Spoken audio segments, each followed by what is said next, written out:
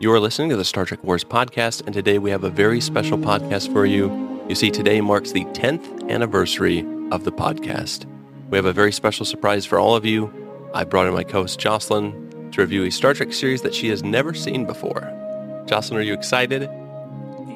But before we get to that, I want to give a big shout out to Jeremy and Connor. Without the two of you and a couple of rock band microphones, none of this would be possible.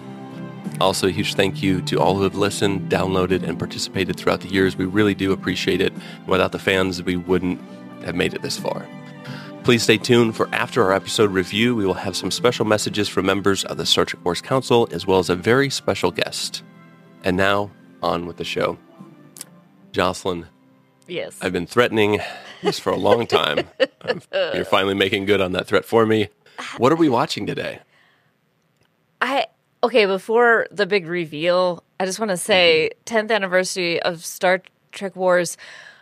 I mean, who better to be your valued guest than me, the person who is the newest member of the cast and has not seen an entire full series, like at all, because I have purposefully avoided it and I vowed never to watch For this it. moment.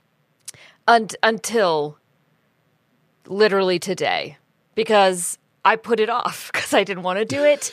Okay. And great. so finally, fresh off my Paramount Plus, I have viewed with my eyeballs and ear balls Enterprise Episode 1. That's right.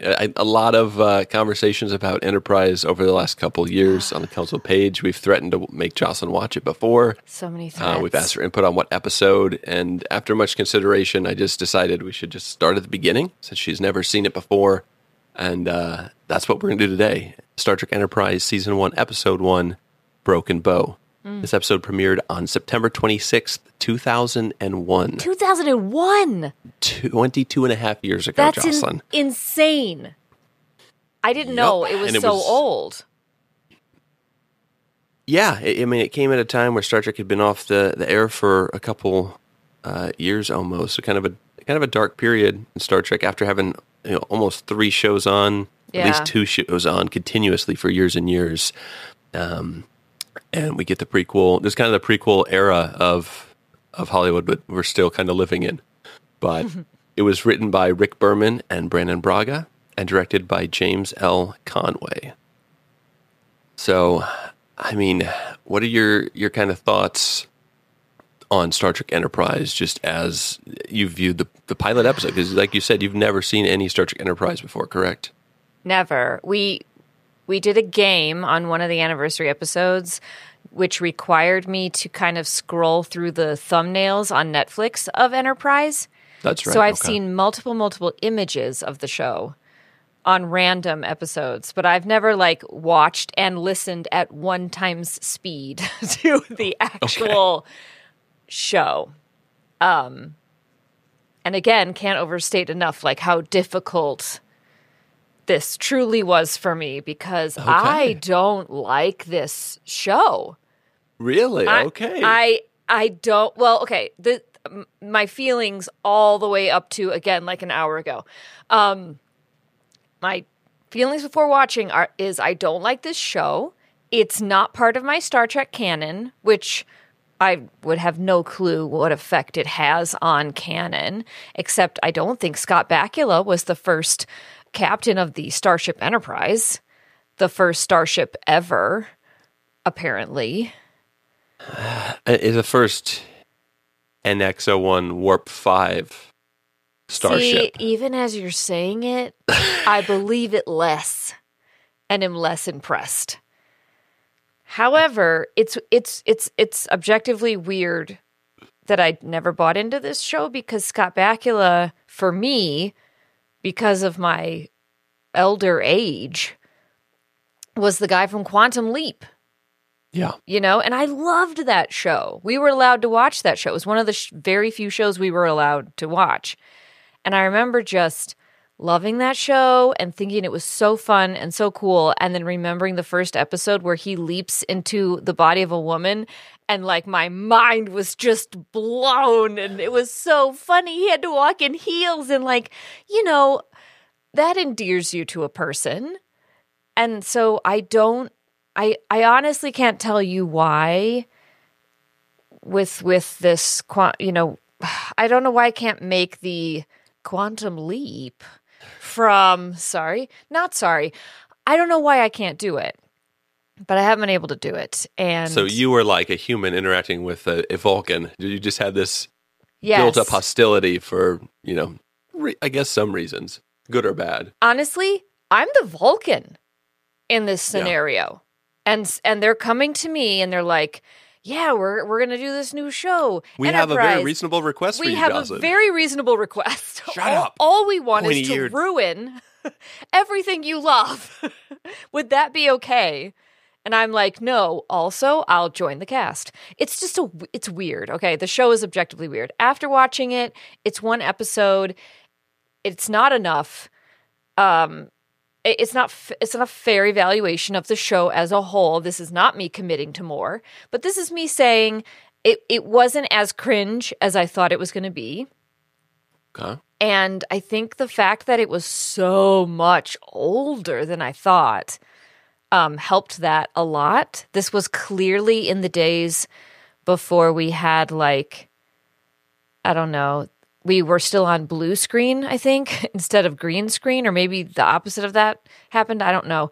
We also hadn't really fine-tuned lip filler, and that was very, very apparent during this time. Anyway, it's not as bad, but it's certainly not good, not great. Okay, so this is not your favorite Star Trek series to date? Not to date. It certainly is not. No, not by a long shot, in fact. Good to know. Yeah. Fans have a lot to look forward to in this episode. Oh, yeah, it's going to be a good one. So let's get into the synopsis of this before we break it down. In the mid-22nd century, the Earth ship Enterprise is launched under the command of Captain Jonathan Archer. When the crew rescues an alien from a crashed spaceship, Earth gets its first look at the alien race, the Klingons. Archer and his crew must walk a fine line as they attempt to communicate with the Klingon pilot, whose language is completely unknown and whose homeworld wants him back. Is this the beginning of a friendship or interstellar war? What say you, Jocelyn? What are your pros? Oh, pros. Bow? Yes, of course. I mean, broken bow. So, in full disclosure, I re-listened to the original, the pilot episode of Star Trek Wars. And Jeremy calls this episode intentionally Broken Bow several times. Oh. See, that's the kind of shade that I keep coming back to this podcast for. So I can only support that. Is this not, is Jeremy also not a fan of Star Trek Enterprise? So I will give you Jeremy and Connor's score from this episode when we give our score later on. Nice. Okay. It's not particularly high.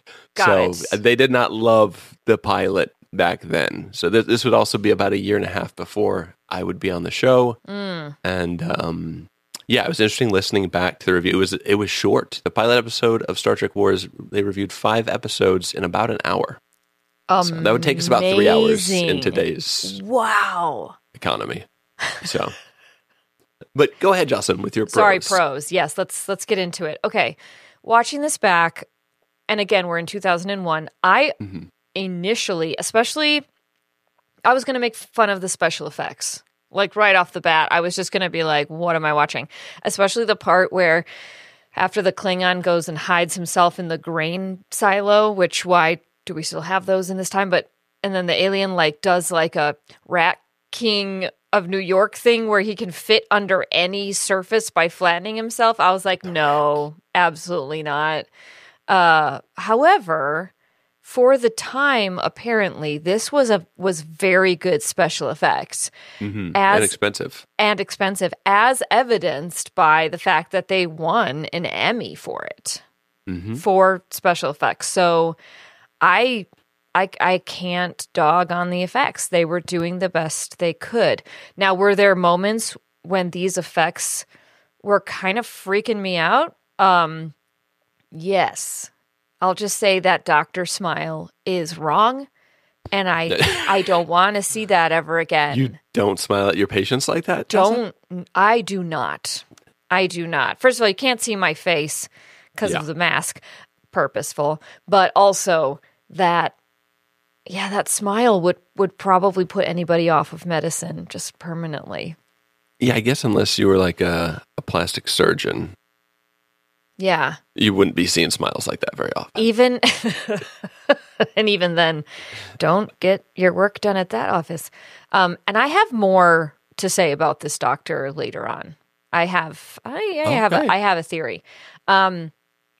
They do. I have to give credit where credit's due. Again, this is 2001. We're hot off the heels of Voyager.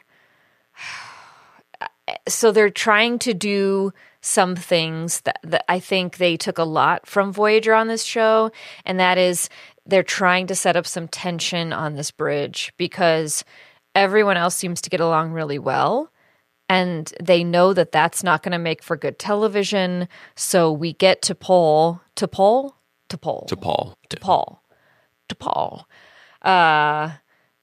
Like we get her on the ship, I think specifically to kind of give us that question of like, is she spying on them?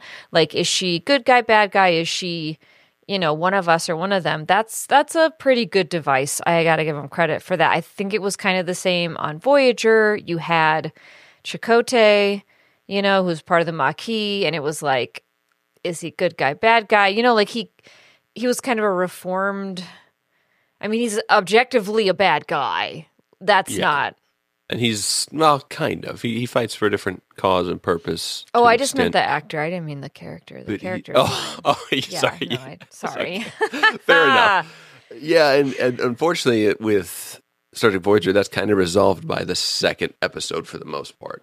It is. You're right. And they really could have drawn that out a bit. And I have a feeling Enterprise is going to draw it out a bit, but we're still in the first episode, so it still kind of fits.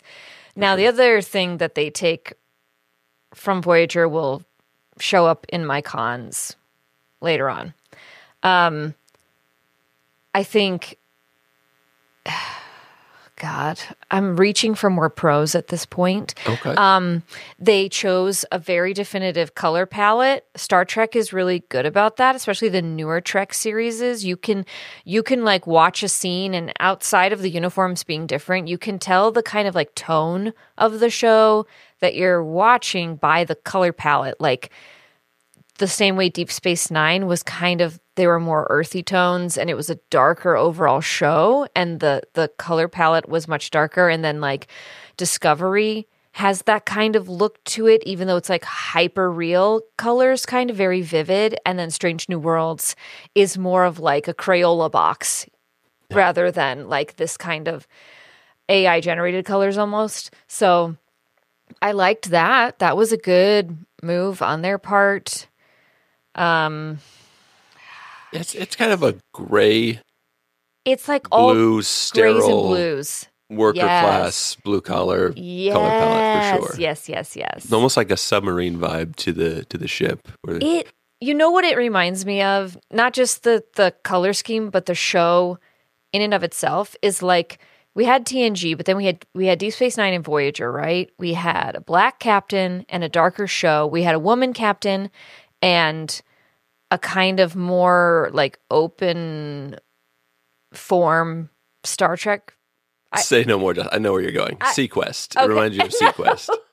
DSV, is that what it's called? Do you remember watching Sequest as a kid? Wait, was that animated or was that with the puppets?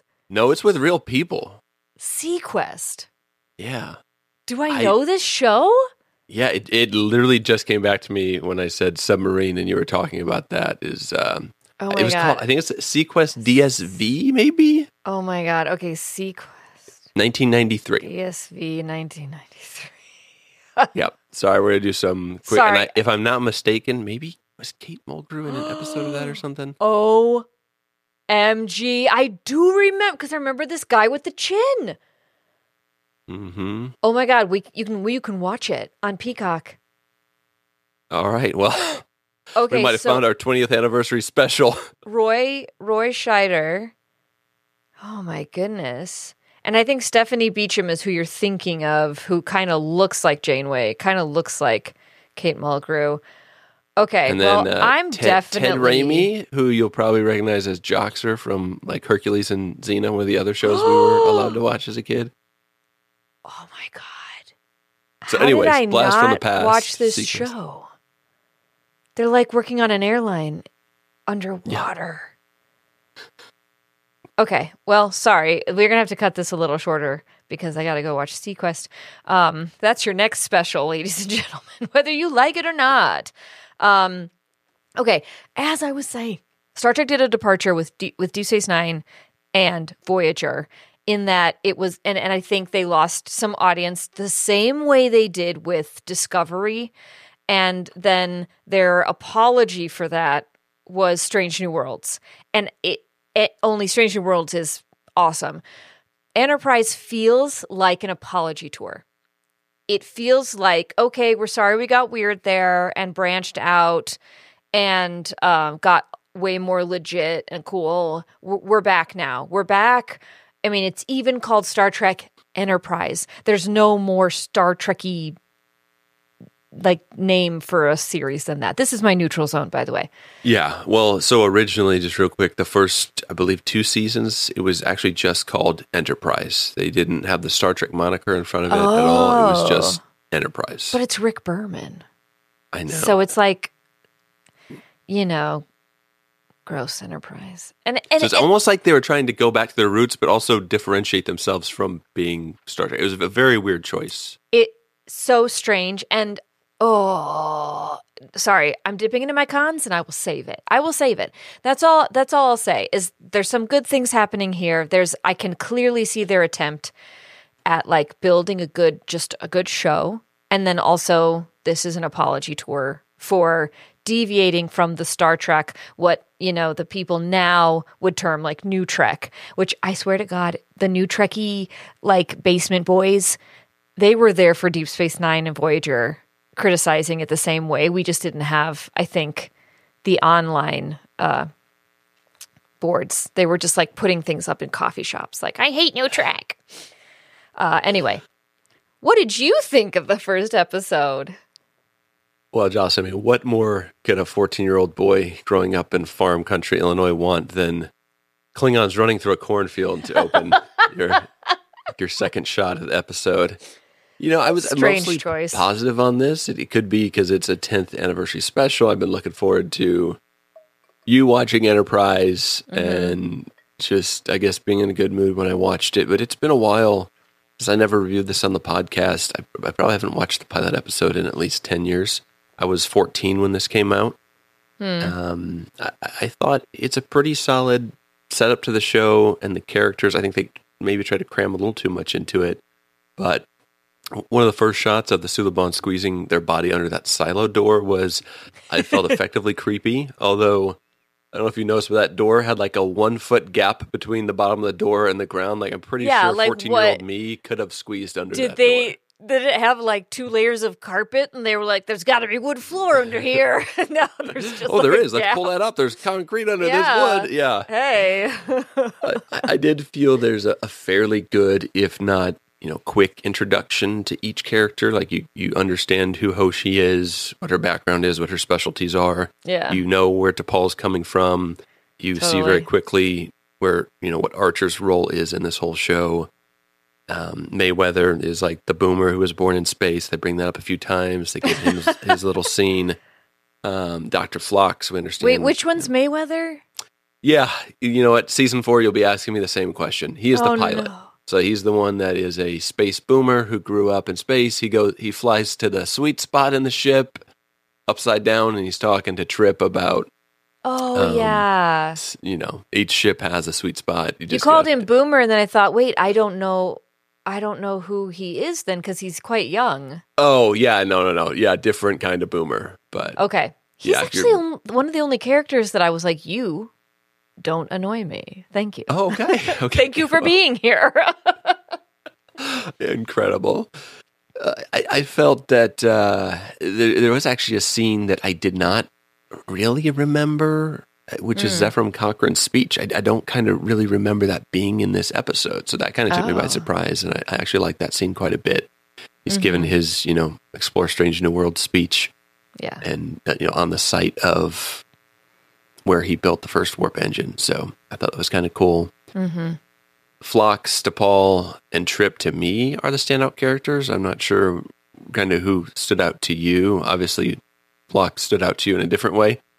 And to me, it doesn't really change throughout the series. I think those are the three best characters from the beginning, pretty much through the show's end. So there's also like a heightened sense of optimism and adventure to each character. It's kind of refreshing. After something like Deep Space Nine is a little darker show for sure. It's my favorite Star Trek show, but in this, you really do see kind of that optimism of going out there and exploring and, what's around the corner. What are we going to see each week? Who are we going to meet? All that type of stuff. And just traveling into space outside of their galaxy for the first time. Like I said, I went back and re-listened to the first episode of Star Trek Wars. And there's a couple lines I'll quote. I mentioned one of Jeremy's jokes from that, but Connor asks, what's the sweet spot? Isn't that a place on a woman's body? So if you want to hear some gems like that, go back and listen to the pilot episode. It was really funny. And there's just something kind of charming about a ship and crew without the usual Federation frills. They don't have a universal translator yet. They don't have really a transporter that's meant for humans yet. They don't have a tractor beam. They have like a grappling hook, which is kind of crazy. But Archer insane. Telling Hoshi to tell the Klingon to shut up, and then she just yells at the Klingon, "Shut up!" in English. I thought that was super underrated, and I literally just bust out laughing during that scene. I thought that was really funny. And, the Suliban in this episode are a fairly unique foe. It's not really a race that we've seen before. The makeup is alien-looking. They have some crazy, Stretch Armstrong type abilities. They can contort their bodies in strange ways. They've got obviously some strange stuff going on with the Shadow Man and all that type of stuff. So I thought it was a unique setup. I didn't think this would have to be a pro, but like the Klingon makeup, I liked that they kept kind of the TNG look and vibe. Neutral zone wise, I felt this is a huge missed opportunity to have popcorn coming out of that silo when it exploded. If you shoot a disruptor at a silo full of corn, like, what do you think is going to happen? Also, are we still what year is that supposed to be? Aren't 2150, 2151. Are we still growing corn in fields at this point? Instead of in a lab? Yeah, I hope so. That's sad for me. We were growing corn several hundred years ago, so. I know, but I thought we would have gotten past grain silos. I don't know. That's fine. Whatever. Yeah, I think we should just pave paradise and put up a parking lot, personally. But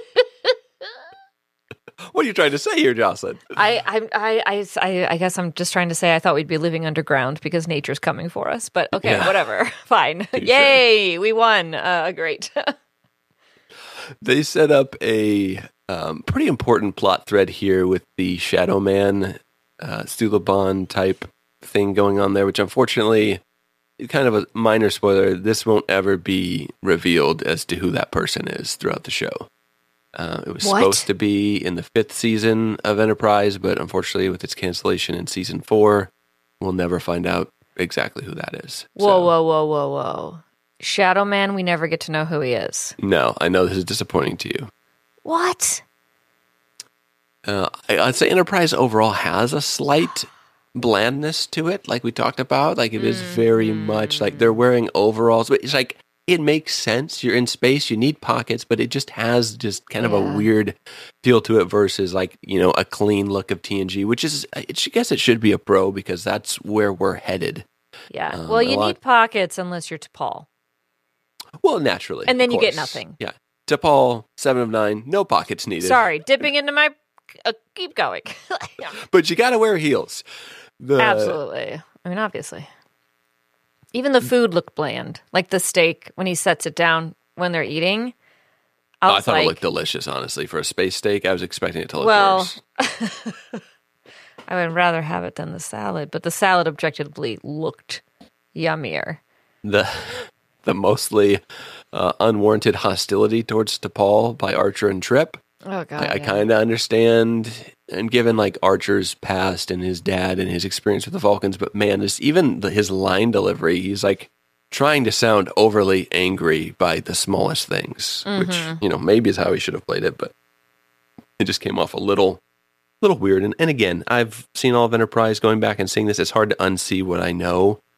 So the actor that played young Archer and his father, they could have been better. If you're going to start off your show with a scene of a young Jonathan Archer and his father, like they probably should have at least like him. Acting lessons. Yeah, well, it's probably somebody's grandkid. Yeah, well, that's probably older than me now. So, well, also, I mean, that's pretty much it as far as the neutral zones and the cons. But I mean, I guess that scene was important. They give you a lot of story in a short period of time, as far as Archer's childhood, from like flying a drone with his dad, and now he's the captain of the ship. Like it's effective, but it is very quick. So yeah. What are your cons? What did you not like about this episode? Well, I mean, I'll start right where you left off, which was the opening scene. We spend so much time with this kind of lackluster son and father thing, which is a dynamic and something about Archer that we could have learned over time. But it's for 2001. I think this is a classic storytelling device. Just like start back. Quick flashback time. For reference. Yeah, just a fun little flashback. Exactly. It'll just help us tell the story better. My nephew's on set. Go ahead, put him in a scene real quick. Yeah, he'll be fine. Give him a haircut. Are you sure, Rick? Oh, Rick. Yeah. I overall, and I know I already kind of alluded to this, but overall, like you said, it is kind of lackluster. It's kind of flat. The action is happening, sure, but we have so much to set up. And there is some tension, right away with the Vulcans. We do get some of that, but like this episode felt like it took a long time. And it's a two-parter. Yeah. So it is effectively going to take a lot. I mean, it's one long episode. I'm not sure why they break it up to part 1 and 2. I believe it aired as a 2-hour premiere. Oh, I did not watch part 2. Spoiler alert. On Paramount Plus, it should have just been one episode. Oh. Did you see it all? Whoops. So where did that episode I end left for them you? in the prison. In the prison? Yeah, they got abducted. Oh, geez. Okay, so Did I not watch the whole thing? I don't think so. So one quick thing. Look, I had an hour in me, and that was it. Enterprise, you literally just described half the episodes of the first 2 seasons of Enterprise, because Archer goes to prison more than Ernest goes to jail, and Ernest goes to jail. Or the characters of Prison Break in the hit show Prison Break. So they get captured. So you didn't make it to the actual end of the episode. Oh, God. No, I thought it said part 1 and 2, and I was like, oh, whoopsie. I think we're just doing the first episode, part 1. So I stopped it where I thought, okay, this must be the natural break when they get arrested. Yeah, I thought that was it. Sorry, I thought we were leaving on a cliffhanger. Interesting. Okay. And God, that was enough for me. I can't imagine watching. Well, again, part 10 2. years from now, we'll finish this breakdown. Yeah, I imagine. Well, okay. To circle back to something that did definitely happen in the first part, I haven't heard you mention your thoughts on the theme song yet. Oh, we're getting there. Okay. Continue. Oh, God. Oh, you know what? Let's just go there. I'm watching it. I get a flashback with this kid and his dad, and I'm like, don't care. And then it's a cornfield and like weird. And I'm like, don't care. The Klingon is the most interesting character so far. And then I forget when they come in with the beginning. Is it after he's kind of like in his little shuttle looking at the Enterprise N1A class, whatever, Warp 5 ship? NX-01. Yeah. NX. Yeah, I don't know. Whenever we smash cut to the opening credits, I had legitimately forgotten about Faith of the Heart. I had forgotten that this was our theme song, and it's terrible, and I hate it, and I had forgotten about it. Yeah, it doesn't fit. In season 3, they do redo the theme song, so you may like it more. They do like an organ trumpet version of Faith of I'm the not going to Heart? spoil it for you, but they do change it. That's so far to get there. I don't know if I can do it. Yeah, and that's always been one of my biggest, like, boos about this show is that theme song is trash. It's trash. It's a trash song. Just who sings it? So it is a song, Rob Stewart or something originally? It was a song that was even originally recorded for Star Trek. It is just a pop song. Yeah, you can tell. They then took and said, hey, let's put this in Star Trek. It's just lazy. Now, who sings it for this show is different. But I think originally, by Rod Stewart. Well, they did. For Patch Adams is actually the film that it was originally written for in 98.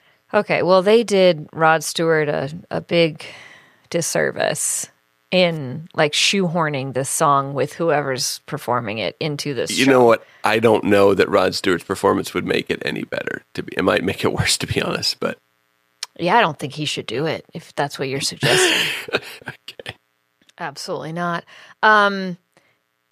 My other biggest criticism, and I understand they're borrowing some things from Voyager, which I would objectively like, except for they borrow the worst things, and that is that T'Pol, she's basically 7 of 9 2.0.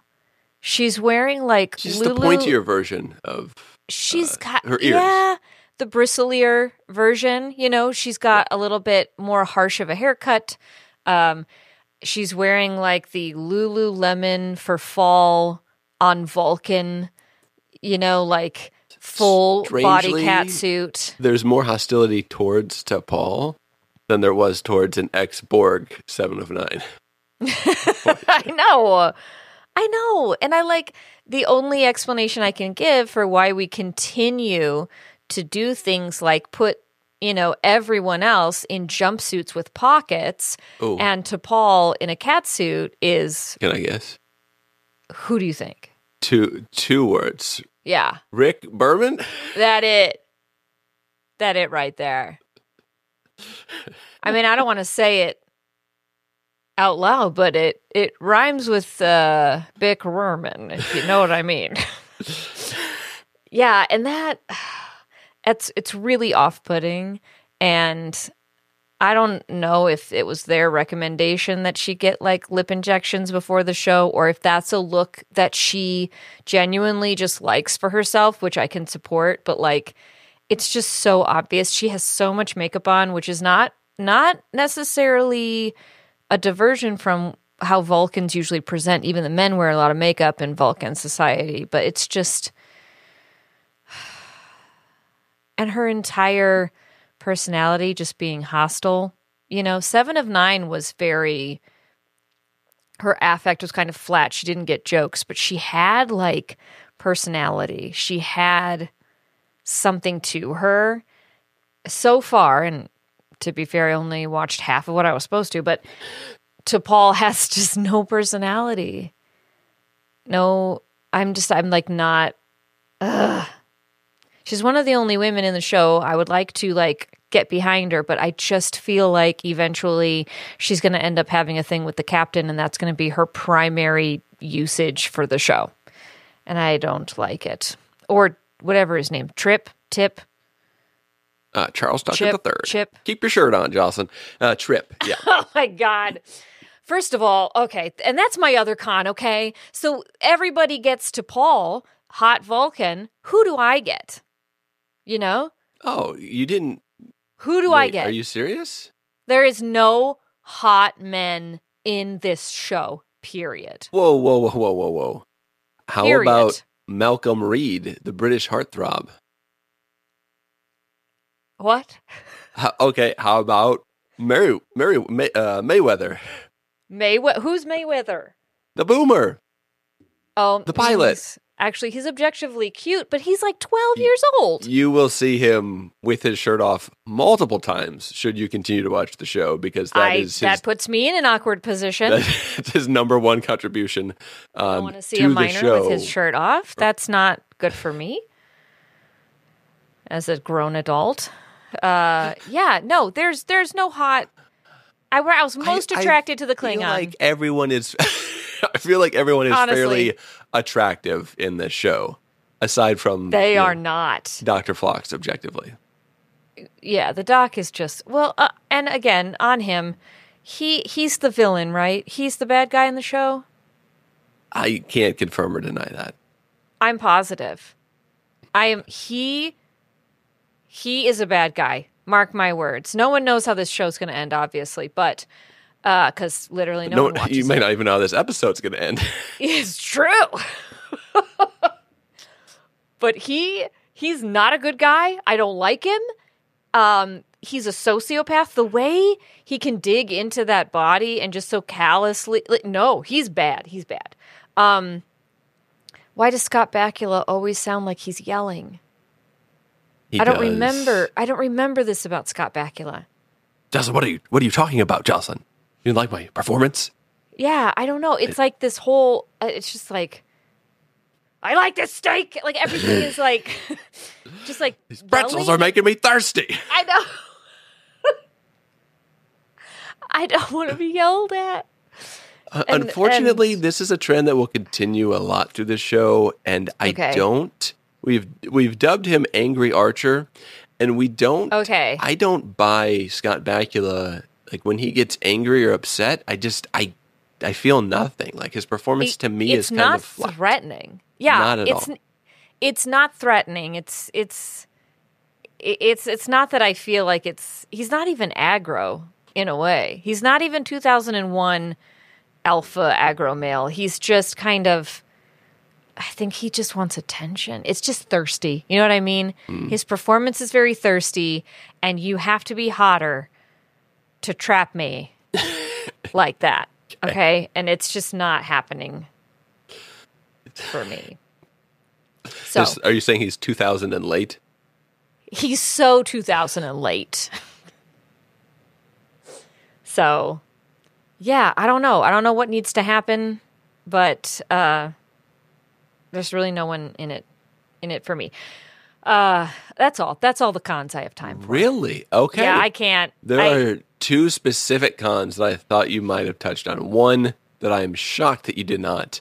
Oh, God. The first is just a minor, like, what does every man want to see? A woman eating a butterfly, of course. Like, what a bizarre scene from the mind of Rick Berman that we get here. Like, okay. I thought I was watching like Total Recall or something. It was very. I forgot about that. Also, I don't know how you could forget about this scene, but probably the most egregious scene in the whole episode is the decon gel scene. Like, a very Berman-y vibe to this, where they come back from their mission and they're rubbing decon gel in the blue room. Did you see this scene? Did I walk out of the room at some point? I'd have to look at the episode and see when this specifically happens. I missed the gelling. It might be in part 2, and I'm so sad that you missed this. I'm so sorry. I am sad, not sad that I missed this. Oh no. Okay, yeah, you missed it. So they're gelling each other? Please do go into detail. We're going to do this live, Jocelyn. If you would please pull up the Paramount app. I do not have that app on my phone. I don't want to get spied on. It is. Everyone knows. It is an egregious scene. It is 53 minutes into the episode. Okay, let me see. It is wild. It is like a 3-minute scene of. What would you find? I can YouTube this, I'm sure. What would you even call it? Enterprise. Do you have Paramount on your computer? No, Paramount is trash. And I only keep it on my television, which is also kind of trash because it was free. Okay, so let's see. Enterprise gelling. Oh, hang on. Decontamination gel. Yeah, Broken Bow, Decon Gel. OMG. Yep, there you go. Is Decon Gel Enterprise most iconic moment? Oh my God. All right, for the viewers at home, I will try and This is one of the most awkward things I've ever done in my life. But so they're naked, Aren't yeah? you just kind of an observer on this mission? And they're Remember wiping. anyone telling me you Well, remember T'Pol has Star a. Trek? She's a tank top on, supersedes yours. and she's nipping out, and I This is an Earth can't vessel. You're in no emphasize that position. enough. Ed Tripp is in his famous, what we deemed the Ooey Blueies, which we'll see him in several times in the show.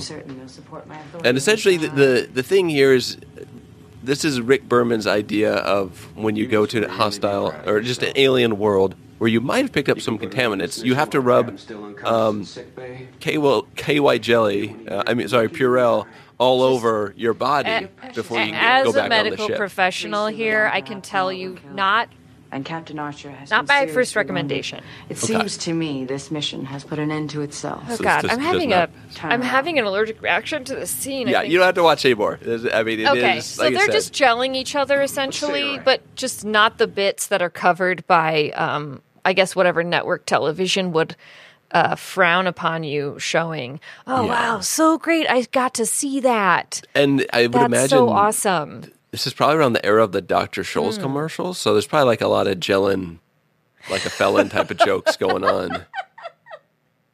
I could see am Jeremy sorry having a that lot I of fun with missed this scene. Peak gelling jokes. I'm so shocked I that am you- sad about that. Yeah, when you hadn't brought it up, I'm like, something is very wrong here. Nope. It's 'cause Nope. you I didn't did see it. not see that. That is okay. So there's going to be a love triangle then. Captain T'Pol and whatever that guy's name is, Chip or Trip, whatever. which stands for, which Sorry, is it's another so you know, hard to three, remember. which the triangle has three sides. Trip. It makes sense. Okay. It's all in the name. Cool. This episode's a little too crammed overall. I think there's almost too much going on, and they're introducing some future plot lines. The Suliban, you have the Klingon, you have this stuff with the Vulcans going on. You have to introduce every single character. You're going to multiple planets. So I like that they covered a lot of ground, but I wish they could have cut out a little bit of it because it did feel like there's too much going on. You don't get as much as those character moments. Like I said, everyone kind of gets an introduction. But a few of them, like Reed and Mayweather, are a little rushed, and they don't get a whole lot of other time or scenes to kind of see what they're about. But, I mean, overall, this is a pretty good pilot episode because you are introducing a whole new crew, a whole new show. I mean, none of these characters have been in a Star Trek show before. Whereas when you go to, like, Deep Space Nine from TNG, there's someone kind of handing off the baton. It's in the same universe. O'Brien is kind of that carryover character later on Worf. So you're not introducing every single character that's new. But here that is kind of the case. You're introducing... No one is Spock's brother or sister or family member in this show, which makes it this is difficult. the first Star Trek show where Spock does not have a relative that Very we're aware strange, of yet. Spock. Yeah.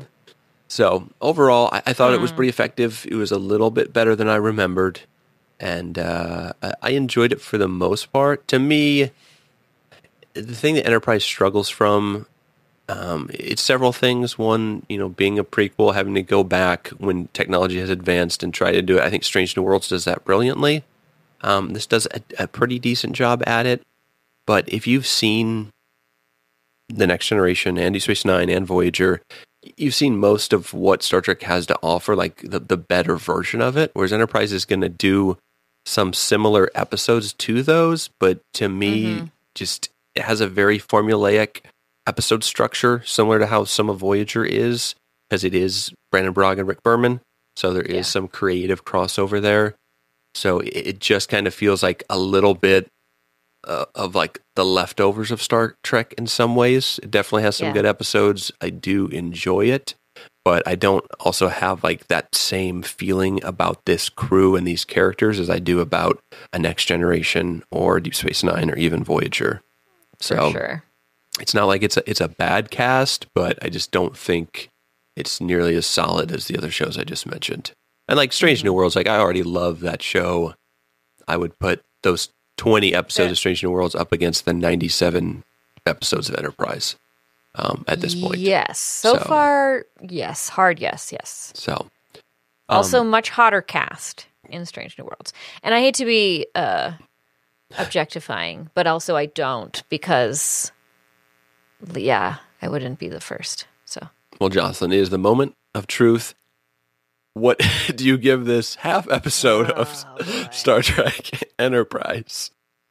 Well, yeah. Now I gotta say, it's not gonna be fair because I only watched half of what I was supposed to. So, yeah. What do you think of it so far? So far, it's a 5. Okay. It's a 5. Okay. At 5, 7 of 9, 2.0s. Warp 5. Warp 5 and 95. Well, you're pretty high on this episode, I would say. In the Star Trek Wars pilot, Jeremy scored this episode a 4. Oh. And not to be outdone, Connor also scored it a 4. Wow. Just to give you some insight there. And they finished the episode, as far as I can tell.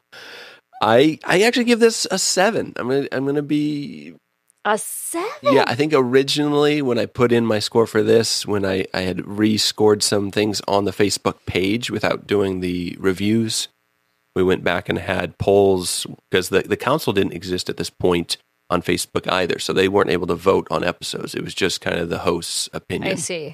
So we went back and rescored all these episodes. I believe I gave it a 6, so I'm going to bump that up to a 7. But I watched them. Wow. So the show gets better the more you watch it? This episode gets better when you finish it, for sure. They had some strong moments. It's mainly one-off episodes, kind of like the original series in TNG through seasons 1 and 2. And then season 3 will take on much more of a serialized storytelling where you have like a character and story arc that's going on. And then season 4 is more 2-part, 3-part episodes covering a lot of like bridging the gap between this show and TNG. That's probably where the show's at its prime is season 4, unfortunately, because they brought on a new showrunner, Manny Koto, who does a really good job. They tell some really cool stories. They have a like 3-part Vulcan background. They have a 2-parter about the Klingons and how they change from the original series to how they look now. There's a there is a 2-part episode about the eugenics, the children of Dr. Soong, the augments, which really I'm not going to say it's great, but it is interesting. And there is, of course, Brent Spiner is in that episode as Dr. Soong. Okay, say no more. Yeah. So, I mean, you know, would I feel like Star Trek as a franchise, as a whole like thing, as a, you know, the Star Trek universe of shows, they branched out into like a 30-minute animated for adults and for kids. I think what they should do next is like, essentially it's keeping up with the Kardashians, but it's the Soong family. Oh, for sure. That I would watch. It's like those Eddie Murphy movies where he plays every role, but it's just Brent Spiner playing everybody. All of having these conversations with himself, essentially. Just like, yeah. Well, Jocelyn, Awesome. I gave you an assignment as far as the next time on, which I'm really interested in now because you have half of the puzzle pieces. And I asked you to write the synopsis for the Enterprise finale based on what you'd seen so far. Right. And I wasn't sure if you meant the season finale or the series finale. And so I just went ahead and did the series. That is exactly what I was. Finale. Yeah. Fantastic. Okay. This is like not an official, this is more like to flesh out. Okay. And I got really stuck on one spot, which is going to become very apparent. Okay. In the series finale, obviously, we get to the point where we reach warp 9, and they're about to set off on like this big adventure, but Archer gets caught and imprisoned, because I did note every time you talk about Enterprise, you do say that he gets in prison a lot, which complicates things between him and T'Pol, who are in a relationship. And the thing is that Chip or Trip or whatever his name is, so he's been angling to be the third for a while now. Like every time T'Pol and Archer have dinner, like there's Chip just sitting down, eating his steak and being like, isn't this great, guys? Wouldn't you want to do this forever? So as Archer is in prison, Chip and T'Pol have this like will they, won't they entire 2-part episode. And that's basically all it is. The Doctor is the bad guy. Spoiler alert, he's the Shadow Man in the teleporting tube from the future. He's the guy that's, pulling all the strings, and he's on the Enterprise still. So, and he's who's imprisoned Archer, and Archer knows, but it can't get out. And it's a real cliffhanger, but we don't get a season 5, so it's never resolved. Because they keep begging to make a movie, but it never happens. Yeah. That's basically it. Okay. That is my sincerest attempt at giving a realistic... Because I was going to do like a quantum leap joke thing, and I was like, nope, let's really try. Let's do the assignment. Awesome. And so that is very honestly what I think. To be fair, based on the actual season series finale of Enterprise, you might have done better than. It is much maligned in the franchise. It is even more so than this actual show. Yes. Wow. Way more. Wow. That is not a selling point to continue viewership, but for my next time on, Jonathan, I'm glad we discussed this further, because now this joke will make a little more sense. There's actually a Rick Berman cut of this episode that is, in fact, instead of an hour and a half, it is 2 hours long, a little over 2 hours, solely because really the main differences, I'll break them down. It appears there's only one difference. The decon gel scene is extended by 35 minutes. Yeah, okay, I bet it is. Yeah. I bet it is. And things just keep getting slipperier and slippier. Yeah. Episode Slip and Slide. Okay.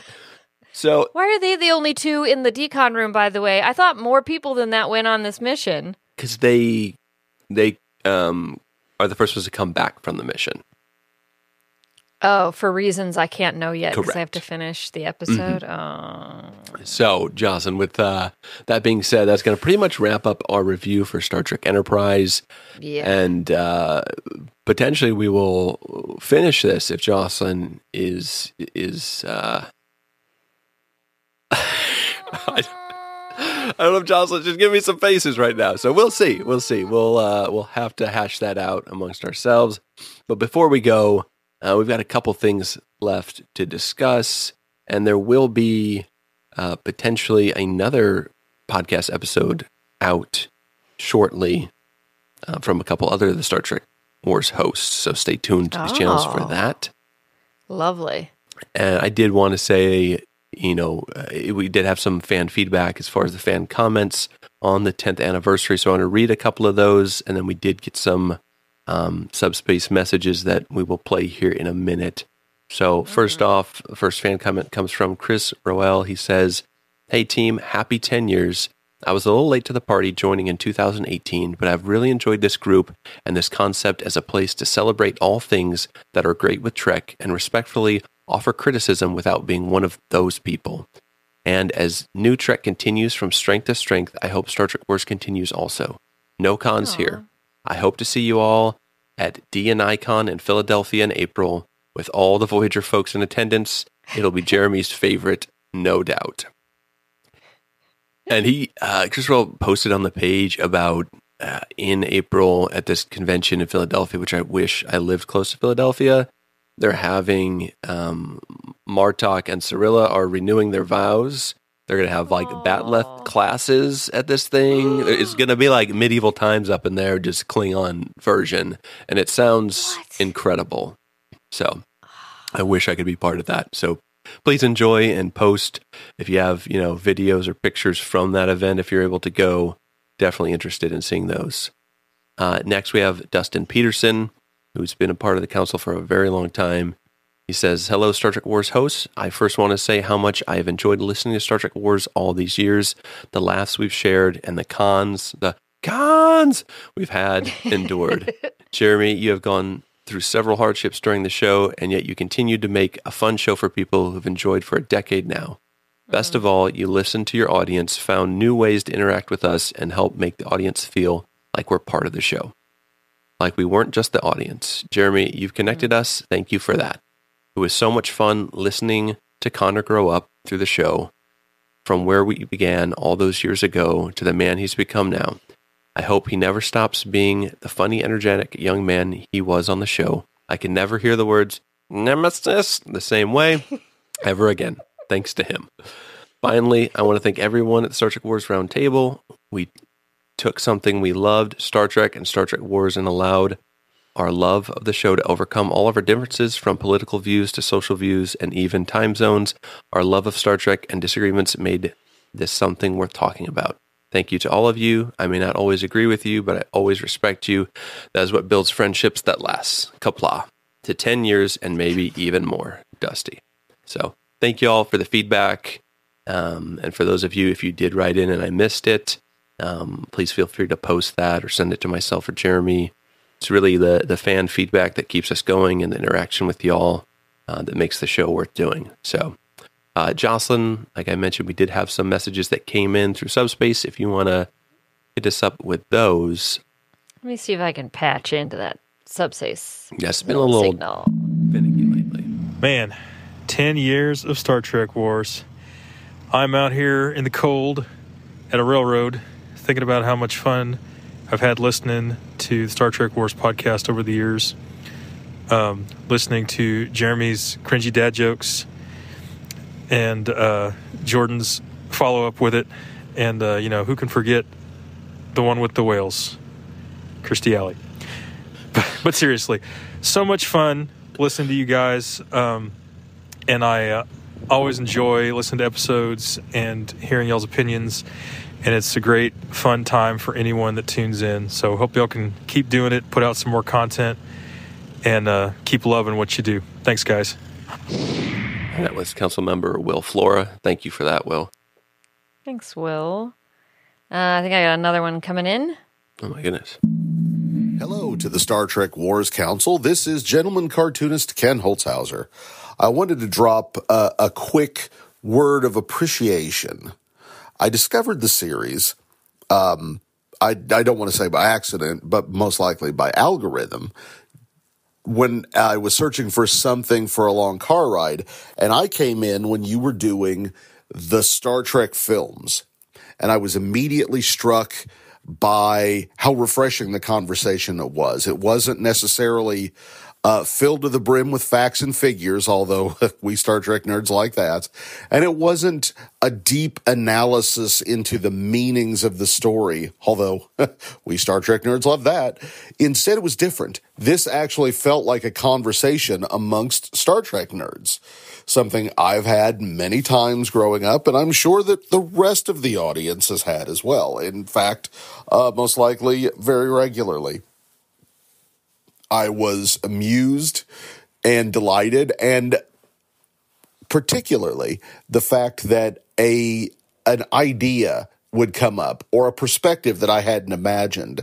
Sometimes those of us who enjoy a fandom tend to see that fandom only through our own experiences, and we miss things because we're pre-programmed to seek out specific things to get the old dopamine levels going. This was a refreshing and fun podcast to listen to because it went in so many different directions and so many different opinions and a lot of ideas that I hadn't actually taken on board, but the perspective of people who are getting to enjoy it for the first time. And in many ways, it helped me reevaluate and re-enjoy things that I loved. I quickly got in, listening to more of the series, and it's a favorite. I like to post on the Facebook socials, and I want to tell you that I appreciate all of the work that went into this. Jeremy, you've done well for yourself. 10 years is, well, it's a milestone. So thank you for all of the arguments, debates, odd Trump impressions, and especially the laughter. And I will continue to listen. Live long and prosper. Oh. Thanks, Ken. We appreciate it. Hey everyone, it's Senior Council Member James King here, and I just wanted to drop you a line. Just again to say thank you. 10 years, that's absolutely crazy. I mean, I think I've only been listening like 9.5. I picked it up sort of middle of season 2, the DS9 episode Sanctuary. And it was the cool, I know the artwork got cooler and more bespoke, but I really liked the one where it was just all the action figures fighting. And that was what kind of jumped out to me when I was scrolling through all the different Trek podcasts. And I'm so glad I found this one. I think what makes you guys different, apart from just the awesome concept, which I still maintain is the best concept for a Star Trek podcast, apart from that, it's the community that was created. I mean, listening to the show was amazing. The father-son dynamic between Jeremy and Connor, and seeing, obviously, Connor grow up, it gave it an element that not many other podcasts have. And then the way the community's grown, the fact that a lot of us have made, like, actual real friendships out of it, it's really quite an achievement, and you should all be really, really proud of it. And I look forward to seeing what 2024 holds. I mean, let's be honest, we're nearly at a stage where you could be doing new Trek Wars, have Discovery, Picard, Strange New Worlds, Lower Decks, Prodigy. That's 5. Might as well start again. Anyway, live long and prosper. Awesome. Thank you all for sending those in. I believe that's the end of the messages for now. Wait, Jocelyn, we have one more message coming? No, I think actually I am just getting this transmission. Hold on. This is a Priority 1 channel. Okay. This is actually just happening right now. Hold on. Let me see if I can tap in. Jeremy, Nana visitor here. Do you remember me? You should, because 8 years ago, I was your first guest on Star Trek Wars. And I'm so glad that Jordan chose me to be able to say congratulations to both you and Connor for 10 years of a podcast. Wow, you were on that very early. Now you can't escape podcasts. But back then, it was kind of new, wasn't it? So congratulations on being an innovator, being one of the first, and getting in there and lasting. Happy, happy anniversary to you all. Congratulations. It's a big deal. Big hugs. Oh my God. Nana is awesome. And the reason I wanted to have her send a message in is she was our first interview that we did with a Star Trek actor, and the last one that we did, because it went so well, we didn't want to ruin it. And there's definitely a lot of podcasts out there that have done interviews with Star Trek actors, and sometimes they go better than others, and hers was just so wonderful. And she is such a babe, too. It's hard enough to just get our audio recorded sometimes, so adding someone else in is a little tricky, especially, 8+ years ago. So huge thanks to her. And if you want to listen to our interview that we did with her, I believe it's episode 37 called Nerys Lightning. So, Jocelyn, with that being said, that pretty much wraps up the episode. But before we go, there is one final thing we do, and that's play a game, Jocelyn, which maybe a little surprise to you, but okay. This is a game I created. It's called Does Jocelyn Want to Watch Star Trek Enterprise Again? And you haven't given us really any clues, so I see. we're going to figure out Short game. if you want to by playing a little game. Here's the rules real quick. They're simple. Okay. I'll ask you a question. Okay. I'll present 4 possible answers. Only one of them is correct. If you get the question wrong, you have to watch Star Trek Enterprise again. But if you get the question right, you don't have to watch Star Trek Enterprise ever again. Ever A again. lot Oh, the stakes riding are high. on this. The stakes are high. So, Jocelyn, I'm ready. the question is, do you want to watch Star Trek Enterprise again? Now, before you answer, you will have... That's the question? Yep. You have 2 lifelines that you can use. The first is a 50-50. So, like I said, there's going to be 4 answers. If you want to narrow it down, you can use that 50-50. Well, what are the 4 answer The second possibilities? lifeline is phone a friend. So if you need to call someone who might know the answer, you feel free to do that. So the options are A, no. B, not sure. C, maybe. Or D, yes. Oh boy. Okay. So Jocelyn. I don't want to get this wrong. Okay. What do you want to do? Thank you. I needed my thinking music. I'm leaning towards A, obviously, but I don't want to get wrong. So can we please do... I would like to spend my 50-50. Okay. We're going to hit the 50-50 button here. 50-50. And see. Okay.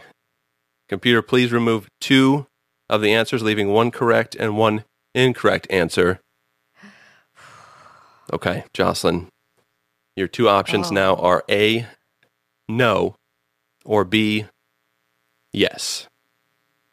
Oh, God, what? And did that narrow things down for you? Are you ready to answer? Not in the sense of, oh, God. Okay, oh, God, it's so obvious to me that it's A, but at the same time, I don't want to get it wrong. And, may I phone a friend, please? Okay, you may. I'd like to phone a friend. friend. Okay. I'm going to do that. You'll have 30 seconds once they answer. Oh, God. Okay. Just hold on. Read them the question and the 2 answers. Okay. Oh, boy. And hopefully this person... Yeah, we'll pick up my call. answer It's really hard to decide who to call, but I just... Yeah, okay.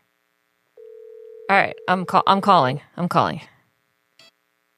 Oh, well, this is awkward. I'm getting a phone call. Hang on. Oh, sorry. Yeah. Hello. Hey, Jordan, it's me. Hey, what's going on, sis?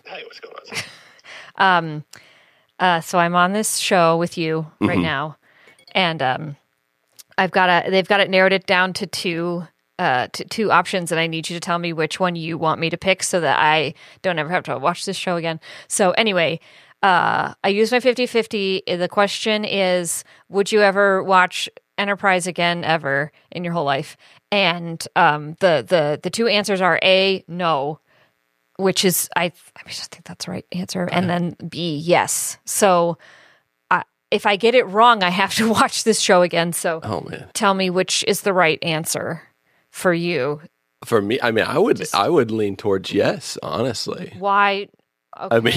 I mean that's just me, but I think you have to trust your heart. If I know anything about Enterprise, you got to have faith of the heart. So see, even you saying that feels wrong. All right, I apologize. You're out of time. Oh, God, we're out of time? Yep. Okay. Bye, Jordan. Bye. Thank you. Thank you for your help. I'll try to do my best. Whew. Okay. All right, Jocelyn. It's time to reveal your final answer. Do you want to watch Star Trek Enterprise ever again? You have 2 options remaining. A, no, Uh-huh. or B, Uh-huh. yes. I don't. I mean, I feel like my feelings are yeah. Oh God, this is so hard. I wanna go with what Jordan said because he's my brother, and also he made up this game, and is you. But also, I don't want to watch the show again, and so no. I'm locking it in. No, I'm not watching this show again. I shouldn't. The answer's no. Final answer? Final answer, lock it in. Are you sure? I'm positive. Okay, Jocelyn, I am so sorry to tell you that is the wrong answer. The correct answer is B. Yes, you want to watch the show again. No! So you get to watch Star Trek Enterprise again. I can't. Even with 2 lifelines. Well, I'm sorry to hear that, Jocelyn. This was rigged. You're going to have to watch. Actually, I'm glad to hear that, Jocelyn. You get to finish the finale at a later time to be determined. And we'll finish our review. Thank you to all the fans. Thank you to Jeremy, to Connor. Yes. To the Star Trek Wars family for making this podcast possible. We really appreciate it. We had a lot of fun. It's been a great 10 years. Like I said, stay tuned to the feed for some more content. And thank you so much. Here's to 10 more years. Computer, pause program.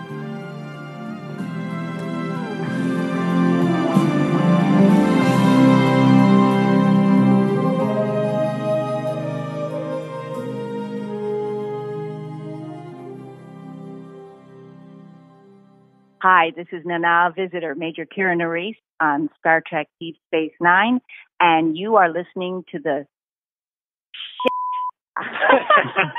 Thanks for listening to Star Trek Wars.